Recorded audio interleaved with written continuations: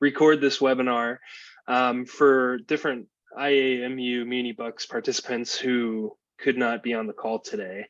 That video will be unlisted, so it's not like you'll be able to search for it on YouTube, but everyone that has a link will be able to find that.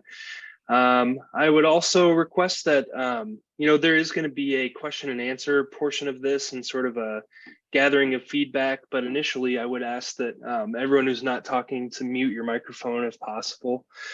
And with that, I think I'm going to get right into it. Could someone give me a thumbs up if you guys can see my screen now? Awesome. All right.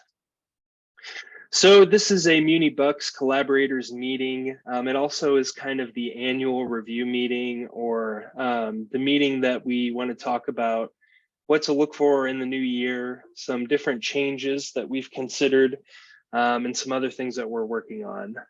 So the agenda today, again, is the purpose behind MunEEBucks, what your benefits are as a MunEEBucks participant. We're going to talk about the Iowa measure level detail, some 2023 updates, the process to request new rebates, because it is a new year. Maybe you want to change things up or move a rebate up or down, or maybe choose some of these different rebate options that we've created.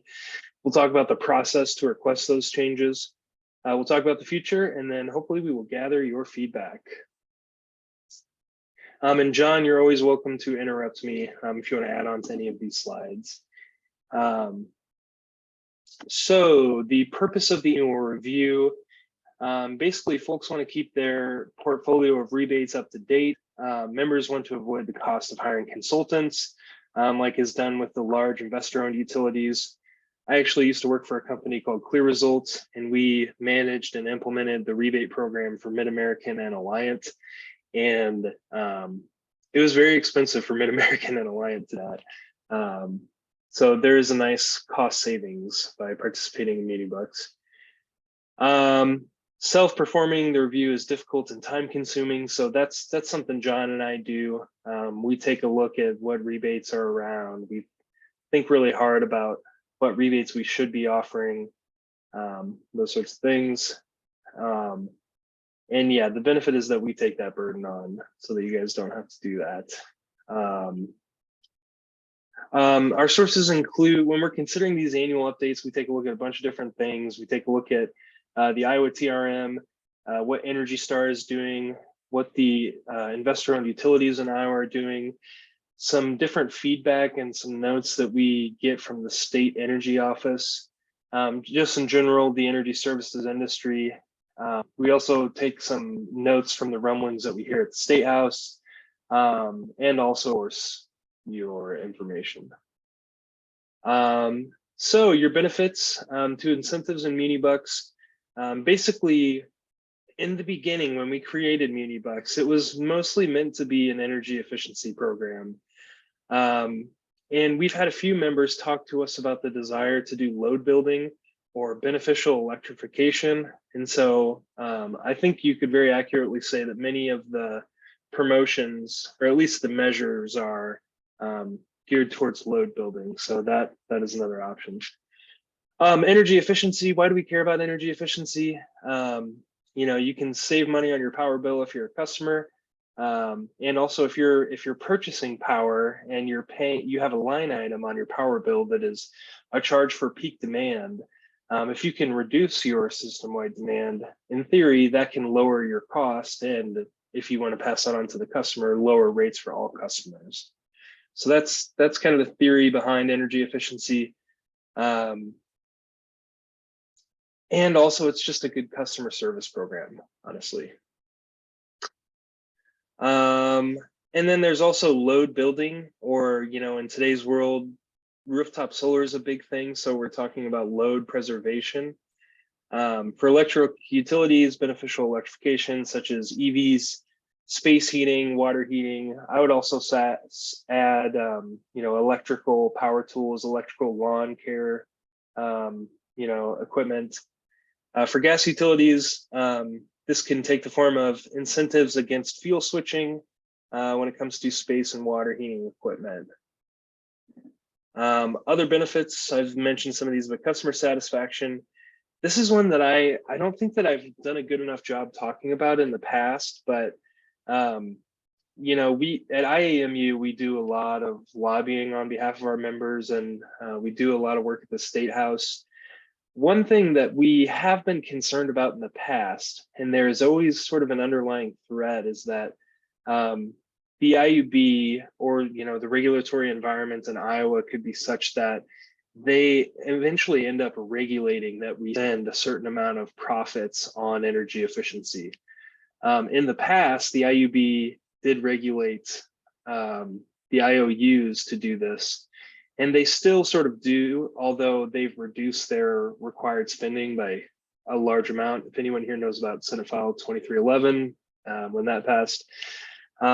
So, you know, having a rebate program, not only is it good for your customers, but it also is kind of a hedge or a preventative measure for future regulation. And I think another good benefit is when it comes to do EIA 861 reporting, the data that John can just pull off the internet in like 2 minutes makes it a lot easier to do this reporting. And so if you guys have been doing EIA 861 on your own, you know, please let us help with that. The data is super easily pullable and makes it a lot easier.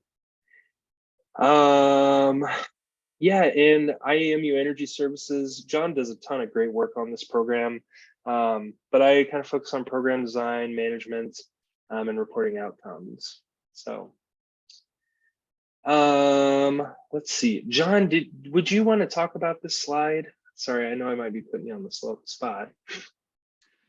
No, that's, can you hear me okay? Let's start with that. Okay, so I'm going, some of you know what this is, just ignore me for a moment here, but there's a manual called the Iowa Technical Resource Manual. It's published through the Utility Board, the Office of Consumer Advocate. It's paid for by Mid-American Alliance Black Hills, and it's basically a library for the efficiency side of this, not the load building preservation side of it, but for the efficiency side of this. It's a library of rebate programs that are quote unquote approved and supported by the state and the utility board. And so it's very extensive. It's a really, really nice tool for us because, you know, we don't need to hire, a consultant or, a resource manager or something like that to work this stuff out. I mean, it's just kind of there and it's paid for and it's available. So anyway, every few years we'll get into by the way, it's updated every year. So every few years we'll get into it. We'll pull all the formulas out and then we'll build out a flat file of all potential items, if you will, for which a rebate can be made available and can have a energy savings or a peak demand benefit to it. Okay, and so there's some heavy custom things in there too, but we deal with what we call the prescriptive items. So it's something like a heat pump or a light bulb or something like that. And so we did that this year, and we built a flat file of 150 different items for which energy savings can be calculated, and we have to make some assumptions based upon location, maybe size of a heat pump, that kind of stuff. But at the end of the day, what we have, and what I know Jeff will send to you after this call, will be this file that has 150 different items in there. We probably have promotions for all of them. I'm pretty sure we do. You don't necessarily have promotions posted for all of them, but it is a really good resource for you to share with your board or whoever to say, hey, listen, these are the types of things that we can do to lower our power bill, and it's all supported through the state of Iowa.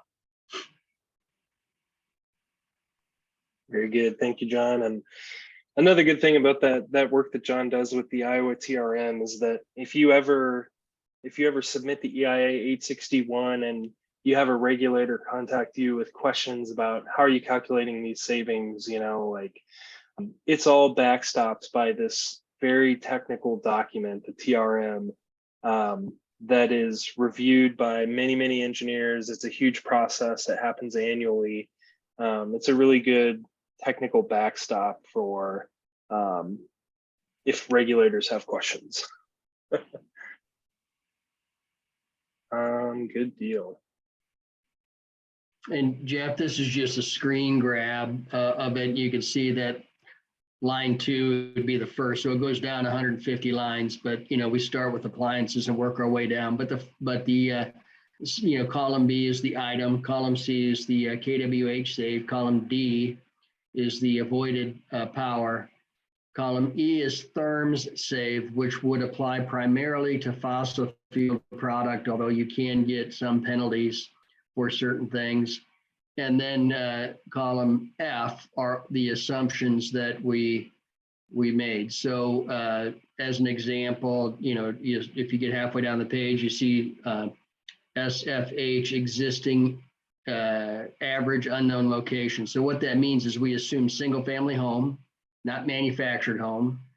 And then we assume that the location was unknown or average, which what that means is it's using the Des Moines weather station or the Central Iowa weather station, and then size and so on and so forth. And so there's some other assumptions in there. You'll see that towards the top there's 3 that say that are not in the TRM. We just have members that want to offer rebates for dehumidifiers, dishwashers, and those are not supported by the state. And the room air conditioner was actually just removed from the TRM. So so we'll get you that information. It's a very deep study. So I hope that you find it useful. It's a handy document for sure. Very handy.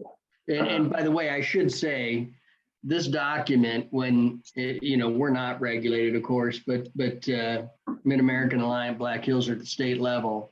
This is the very first thing that they submit to the regulators, is a document that looks just like this, and they pay tens of thousands to 6 figures for it. So it should be very useful for us. Great. Yeah, I totally agree, John. Good stuff. Okay, so some updates for the new year. Based on our studies, we've planned to build 4 new promotions. And right at the top, before I talk about these, I just want to say, we're not going to make any changes to your portal or your rebate offerings without your written direction. There's no obligation for you guys to tell us to change. And if you say nothing, we won't change your rebates. So that right at the top. These new promotions will be built and are available for introducing or swapping out.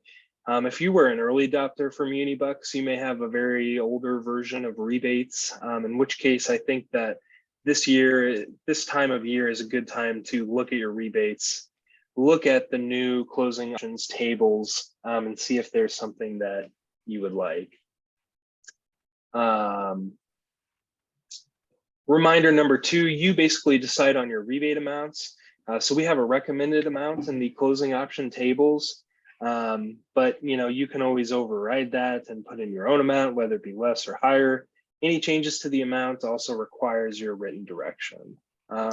Jeff, can I just elaborate on one thing there? Yeah, go ahead. This is something really important for you folks to think about. When we review the values, we review what are recommended MunEEBucks values. If at any time you ask for a different value, we will never change that unless we hear from you. There's so many overrides in there, we just don't even remember.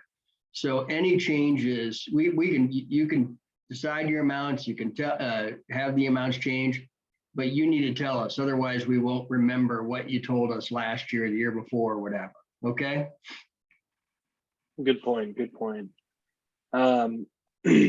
So in the closing option tables, we now have kind of a recommended promotion because we've done, a decent amount of different versions of promotions. There are now options there, common options. So if you see option 1, 2, 3, 4, there will be one that is bolded and underlined, and that is the recommended promotion. That's like the the newest way of thinking, sort of the 2021, like if I was designing a rebate program, that's what I would recommend. But of course, we give you guys the option to choose yourself. So talking about some updates, like I said, we made 4 updates. The first one, we added a 4th Energy Star appliance category that introduces an incentive for an air purifier / cleaner. This was an interesting one, John. I know we talked about this. What was can you remind me what the thinking was on the savings of an air purifier? Well, we use the formula in the TRM basically, which was, if I recall, was fairly deemed cut and dry, straightforward. So that's what we used. And then for the amount, we looked at, so we take a look at that, and we have all of you, your power bills are all different. So we don't know what your avoided costs are and all that stuff, but we can kind of guess, overall. And then we also look to see who else might be offering a program nearby, and then sort of use those 2 data points to come up with the value. But the air purifier cleaner was a new item added to the TRM. And so we essentially created this new promotion so that it could had a place to go. And you'll notice that promotion does not include the appliance related items that are not in the TRM, the dehumidifier, dishwasher, and room air conditioner, which we certainly can build another one, but that basically encompasses the appliance items that the state of Iowa, all of them, that the state of Iowa supports. Very nice, very nice. Okay, that's that one there. Update number 2. Some members we had a bunch of questions this year when it came to water heaters, and does this water heater qualify, or is it for an electric water heater or a heat pump water heater? Technically, a heat pump water heater is an electric water heater, but when people say electric water heater, they're typically referring to a standard electric resistance water heater. But basically, people had questions about this, the way that these were worded. John and I talked, and we thought it made more sense to more clearly expand out the different water heater individual rebates within a promotion. So basically in Iowa, the only style of water heater that they claim energy savings for is going to be a heat pump style. There are clearly defined heat pump water heater rebates. So we basically created this 3rd promotion. And we didn't say number 3 because technically it adds a different rebate for standard electric water heaters. But yeah, it is now a new 3rd option that adds a little bit more clarity for the customer there. I think I might be able to elaborate on that too. Water heaters were here in the beginning. What's different is this: when we did the water heaters, we didn't use the term heat pump or electric resistance. We just said electric water heaters, and then we based it on the UEF, which is the efficiency rating for that. And as we got into it, we had members, I'm thinking Lawrence for one, that said, hey, we only want to offer heat pump water heaters. We don't want to support traditional electric resistance storage type water heaters. We had others that said, that's really all we want to support. And then we had a bunch that said we want to do both. And so we had the 2 of them split, basically heat pump style, electric resistance storage tank style. And this new one just is basically it's a combination of both. So these are, the first line there is your standard one that most of us have in our home. And then the 3 below that are all heat pump styles. And the 2 in the middle depend upon the tank size, and then the one at the bottom is the real advanced technology stuff. And so really what we're saying now is you could come and say, I want to offer an incentive for any style of electric water heater, or you could say, I only want to do heat pump, or I only want to do electric resistance. You have all manner of decisions you could make. I'm glad you chimed in there, John. That's a great way to describe it. Yeah, so hopefully that's more clarity, more options, and a better customer experience for your customers. All right, I tried to be fancy laser pointer, and I think I need to not do that. Let's see here. Let's go. Okay. Update number 3. We added a new geothermal heat pump promotion. Energy Star basically updated their product criteria, and so they have different distinctions now, which are the water to air and then the water to water geothermal heat pump promotions. And you can see kind of with the different, the different 2 categories, the energy efficiency ratio and coefficient of performance are different, right? And so we wanted to incorporate that, make it as recent and as accurate as possible. Yeah, anything else on that I should say, John? No, I mean, that's really what it was. Energy Star made a change, and so we created a new promotion to accommodate those changes.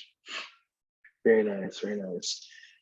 Okay, so the 4th update, when it comes to new commercial lighting, we have, commercial lighting, it's a new promotion.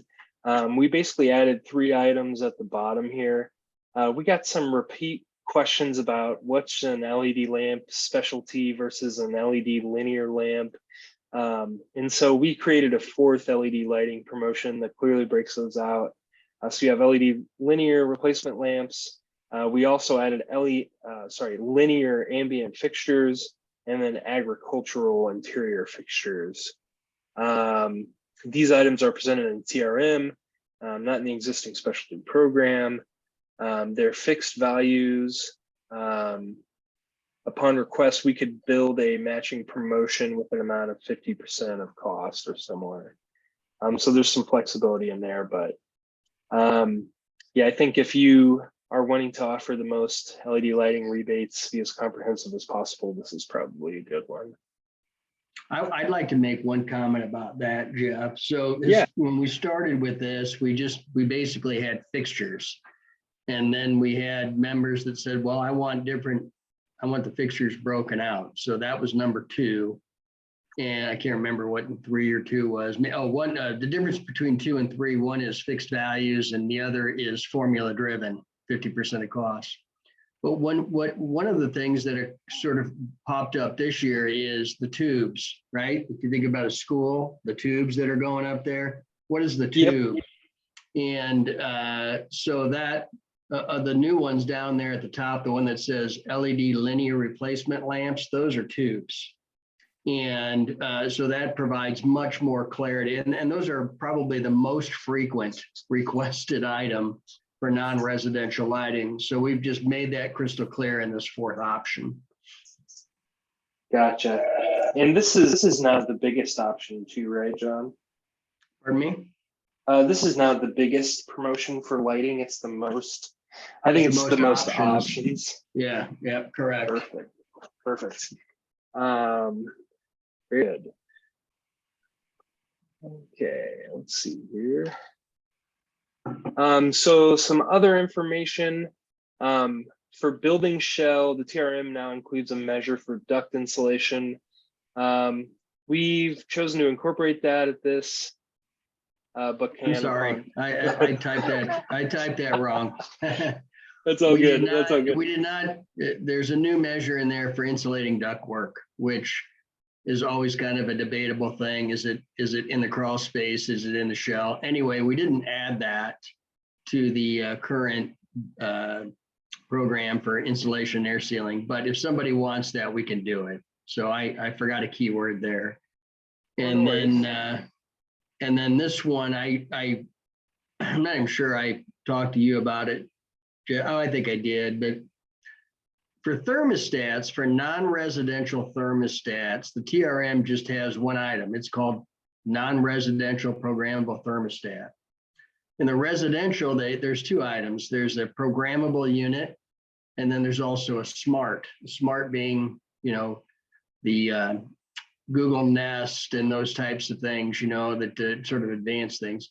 We did have one member who asked that we replicate the residential version and make a non-residential version. I think based upon the logic, there were many small businesses, and those small businesses had the same, square footage as a home, and therefore, even though it's quote unquote residential, or non-residential, it's more residential ilk. So there is an option to have the residential style thermostats available for non-residential. Very nice. Very nice. Let's see here. Yeah, so I guess the other point here would be that the TRM is mostly focused on energy efficiency and not load building.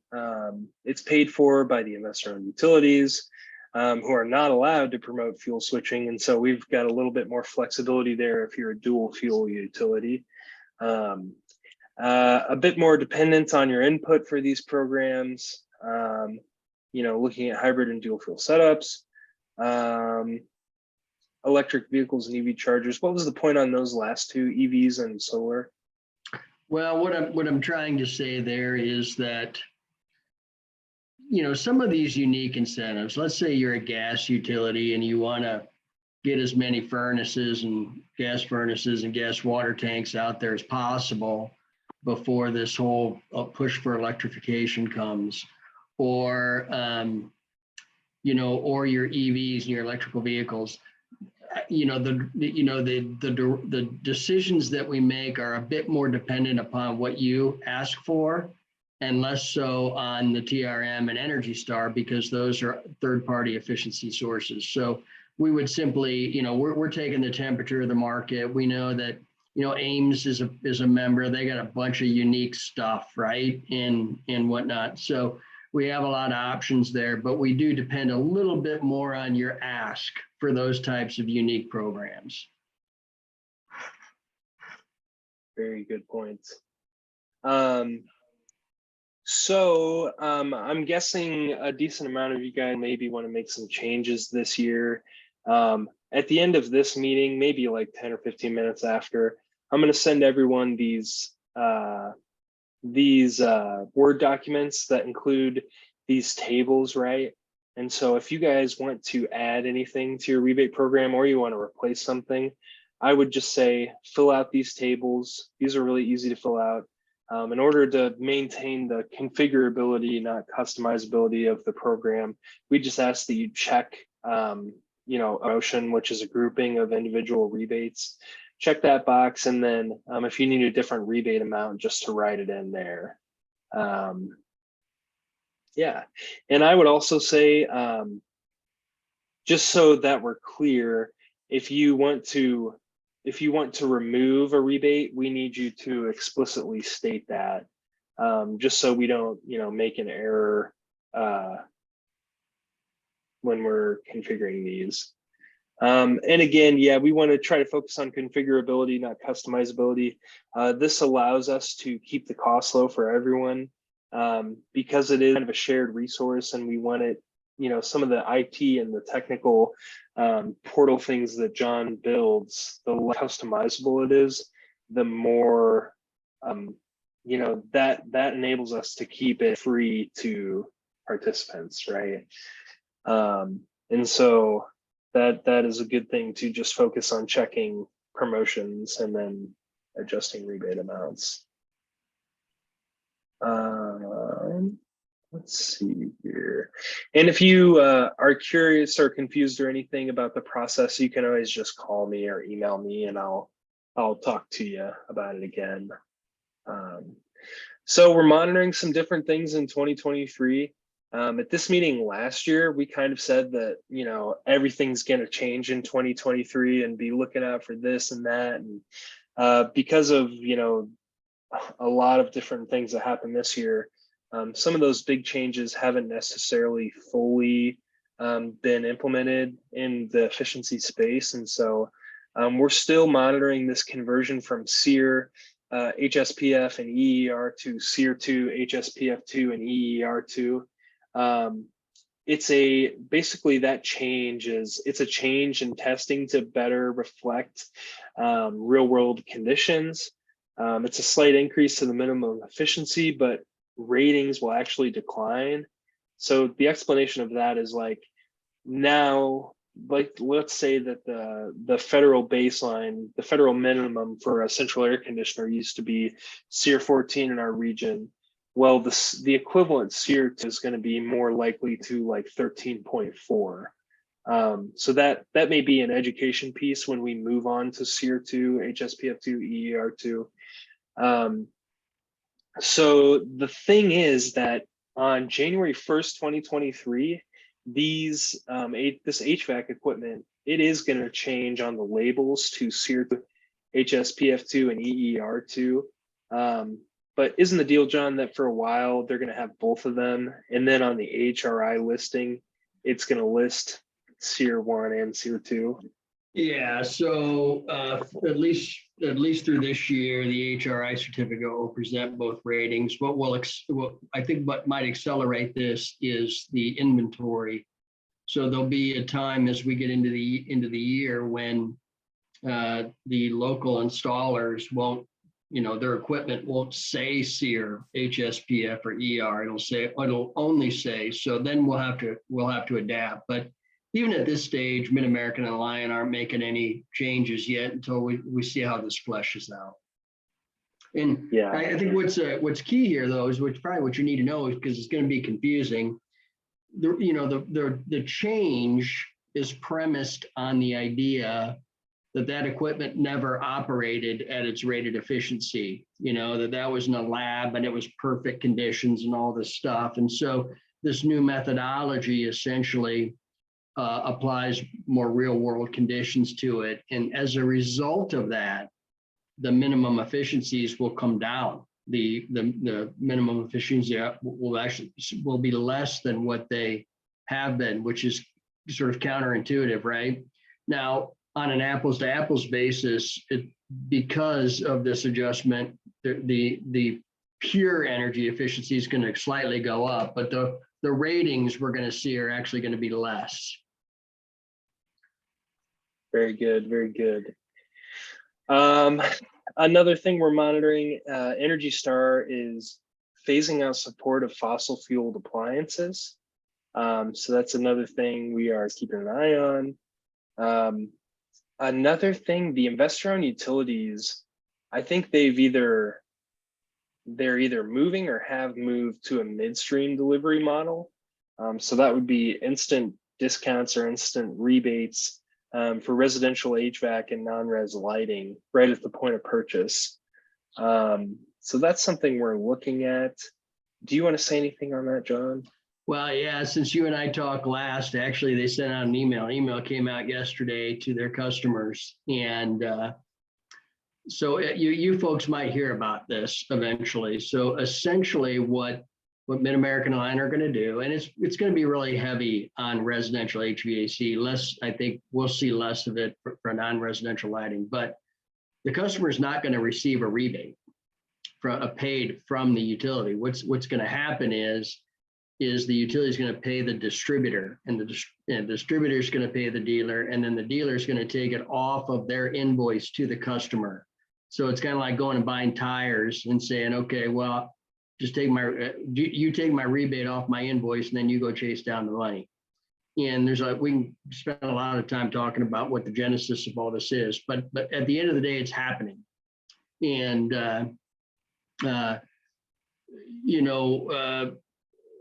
so we're not going to jump into it yet. We want to sort of let these folks mow down the trees and have them field all the complaints and the issues. And then once it's got a little bit more maturity to it, then we'll jump on. But it's a real thing and it's happening. And they call it the instant discounts program. Really interesting, John. Thanks for talking on that. Yeah, so another thing we're monitoring, I'm sure many of you have either attended or heard me and many posts in our Informer newsletter talk about the Inflation Reduction Act and the Infrastructure Investment and Jobs Act, also known as the Bipartisan Infrastructure Law. IAMU has been keeping a really close eye on both of those things. And in particular, some of you might know that the Inflation Reduction Act is going to offer a ton of rebates, cash rebates to folks who do electrification. It does call it electrification, but it's really a focus also on high efficiency electrical appliances and HVAC and other equipment that uses energy. And so the state energy office has received $120 million from the IRA. And so the state energy office, the Iowa Energy Center, which is a part of the Iowa Economic Development Authority, they have all this money that they're going to be giving out in the form of rebates. And so it's going to focus on whole home improvements for low to moderate income houses, but there's also another section of that is for basically everyone else, rebates for everyone else. So we also think that the political environment will favor that this spending is focused on rural areas. We also know that Justice 40 is a component of it. And so if you're familiar with that, basically all this means is that a decent amount of money could be flowing to a lot of IAMU's members, to you guys, to the customers of you guys, I should say. And so there's also a bucket of money at the State Energy Office for training home auditors that comes from the infrastructure bill, the IIJA or the BIL. And so, yeah, we've been in talks with the officials at the State Energy Office and have floated the idea of administering these rebates through MunEEBucks because the system is already built and is already there. And honestly, I know that MunEEBucks works well. I would rather work with MunEEBucks than some system that was kind of had together by some company out of state. And so that's kind of my thoughts on that. I'm hoping that maybe there will be some sort of Inflation Reduction Act built into MunEEBucks that'll make it a lot easier for the customer to deal with. But I'm excited about that. I don't have a ton of real things to report on this topic, but just know that we're working on that as well. And if it does come to fruition in that way, you guys will be up really well for success because you're already in MunEEBucks. Yeah. So we have some other things that we're thinking about but are not yet committed to. That would be home auditor training and home audit systems. On the portal, a home audit sign up. On the portal, net metering pre-application form, which would be sort of like a pre-approval on a interconnection, maybe even a full-on interconnection agreement online on portals. For those of you that have solar customers, I'm sure that is an interesting idea. If you are interested in or anything on the sheet, please send me an email so that we can pursue any of these things further. Another thing on the portal, possibly doing incentive loan application form, and also maybe if you're a town that has a lot of new folks moving in or people moving a lot, if you have a paper form for signing up for electric service, I don't see why we couldn't just implement that in the portal. So yeah, these are things that we're thinking about. One of the reasons why none of this has really come to fruition is just not entirely sure if folks are interested in these things. If you are interested, let me know and we will make them happen. So with that, I would invite you guys all to unmute your microphones if you have any thoughts on MunEEBucks. I figured this portion, we've got like a half an hour left, 20 minutes left. I just really wanted it to be sort of free-flowing question and answer, but to get that going, I just wanted to ask up top, how is MunEEBucks working for you?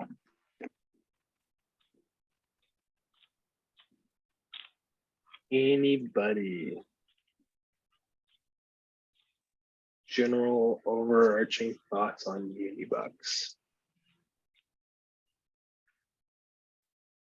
Is there anybody on the call who has joined this year?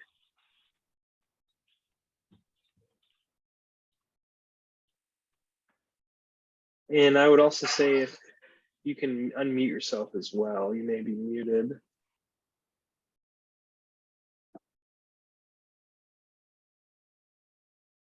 All right.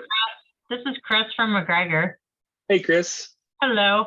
I think it's worked fairly well for us. I think our customers sometimes, we've had a hard time. I think like to get them to the website at times. I wanted a real easy, link at one time. And I think we got to use a URL, tiny something or other at one time. And that worked pretty good for a short website, thing to use. And then that did not work later on. So it was kind of hard to get them to that point, for that I don't know if that's an option to make that an easier link or way to get the customers there. But a lot of ours, we've just told them bring in the paperwork for us and we fill it out for them. And that's worked. We don't have a lot of people, but I think it's worked well for us. That's good to hear, Chris. I think, the thing with the link is interesting. We should talk after this about that. But yeah, I think anytime a customer is not familiar with the technology or is having issues submitting a rebate, you can give them my direct number and I'll help them fill out the rebate form, or I'll even fill it out for them myself too. So I hope everyone knows that that's an option. I know a lot of you guys are super busy and don't have time to fill out rebate forms for customers. And so I do have time to do that and I will happily do that. Yeah.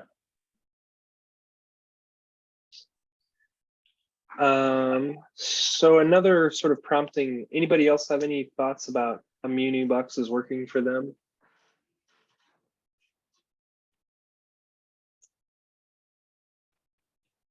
Okay.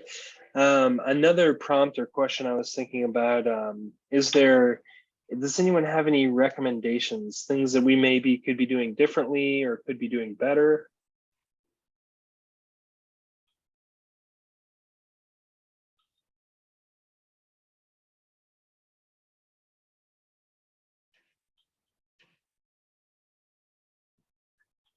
Awesome.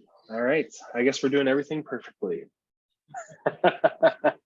But yeah, I think, I guess my main point, and John thinks the same way too, is just, we think MunEEBucks is a good serve, and I really believe that it makes life easier for folks who manage a program. You don't have to change it every year and do all the research for that. You don't have to verify that so-and-so brand or model of air conditioner is indeed AHRI certified and is the efficiency that it says it is.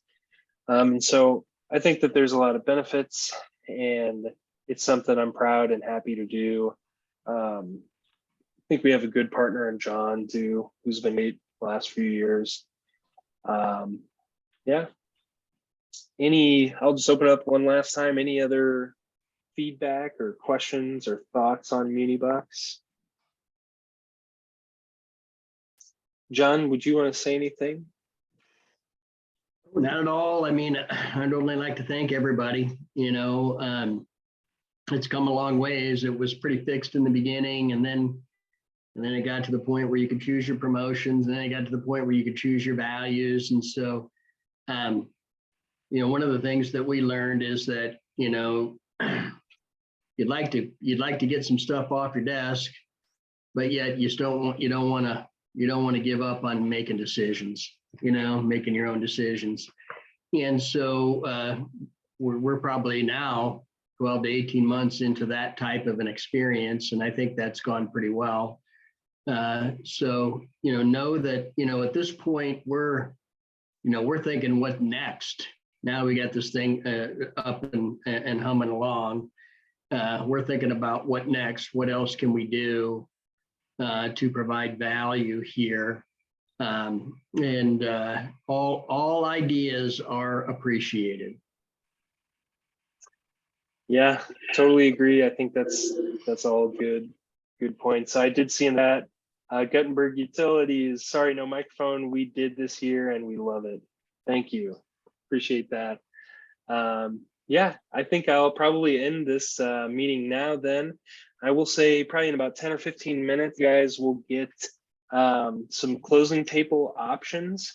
And if you want to fill those out with any new promotions you would like to add, let me know. Also, make sure you remember to say if you want to stop any promotions as well. And we'll also send out the measure level detail file. If you guys have any questions, you're always welcome to call me or email me. And again, it's been a pleasure working with you this year. Thanks, Jeff. All right, thanks everybody. Take care.